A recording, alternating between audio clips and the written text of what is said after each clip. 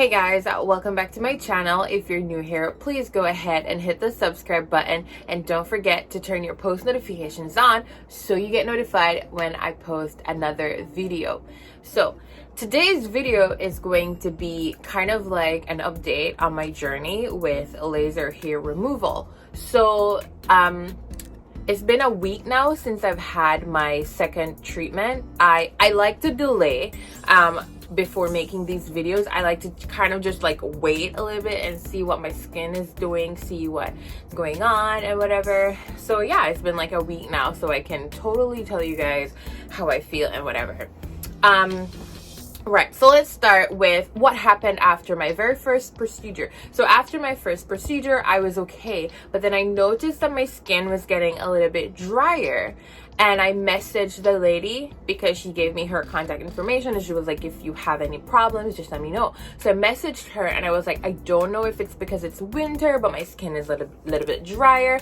And she was like, oh yeah, that's normal, your skin will get drier, and they have like special creams and whatever, but y'all, that is expensive. So I will say you will have to invest in a very good moisturizer for your entire body. Sometimes when I bend, I can feel my skin, like I can feel it, like kind of like just it's too tight to stretch.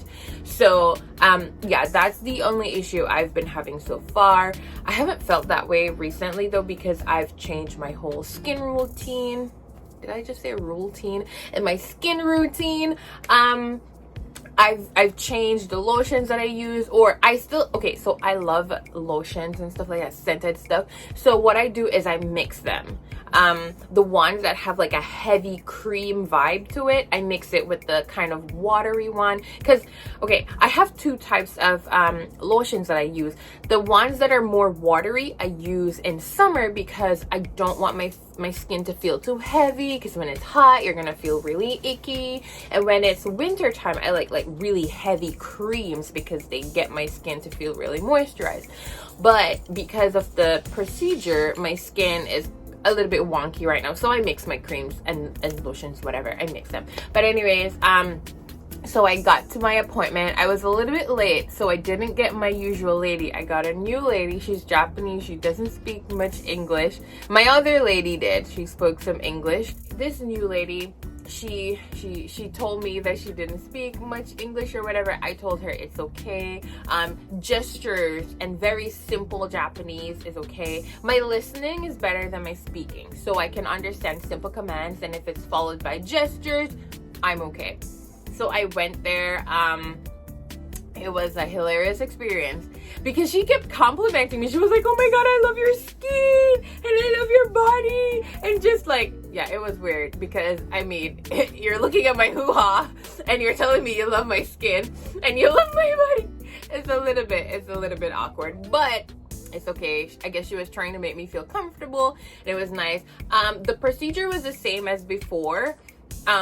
They applied kind of like a liquid or a gel, whatever it is, they put it on, so the laser thingy wasn't just like on my dry skin.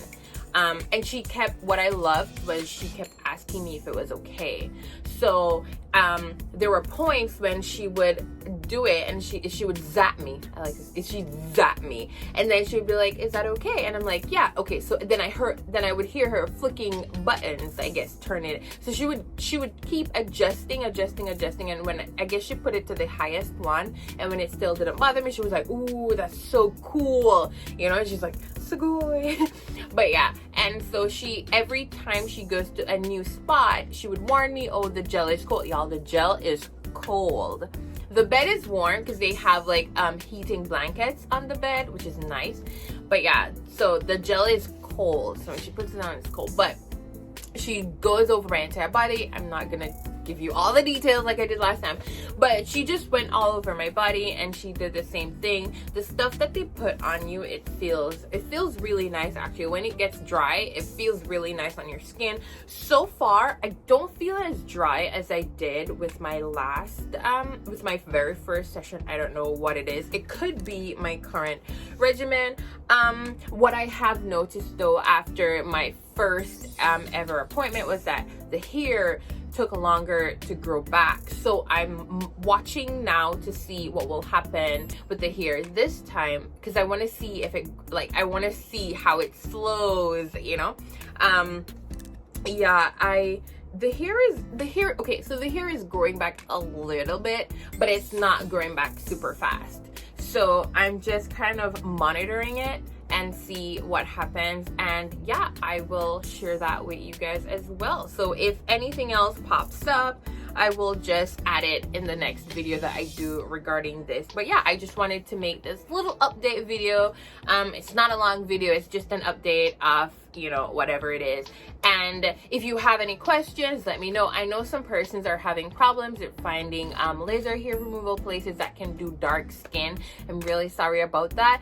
Unless you're willing to travel, I mean, you can travel because it's like a once a month thing, or you could do it once every other month, because so far that's been kind of my situation. My first session was in November. December I couldn't go because the schedules were kind of weird, and I went in January, and then I couldn't get an appointment for February, and so I made an appointment for March. So far, unintentionally, my sessions are every other month. Like, I would love to go every month and just get it out of the way, because they said you need 10 minimum to see like amazing results, like no hair, whatever.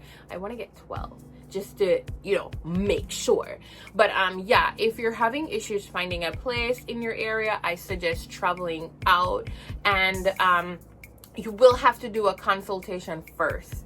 You will have to do a consultation, and with the consultation, that's where they're going to explain everything. If you don't speak Japanese, I would suggest getting somebody who speaks Japanese to go with you. Or what you can do is they have all the information on their website. They usually just like to explain it in person, I guess, for legal reasons. So you guys can just go ahead and print all the stuff that you need, like an English version of it, and bring it with you, so that, you know, you can compare when they're going through their list of stuff. And Google Translate is always a good option to use when you're doing stuff by yourself, because that's what I do.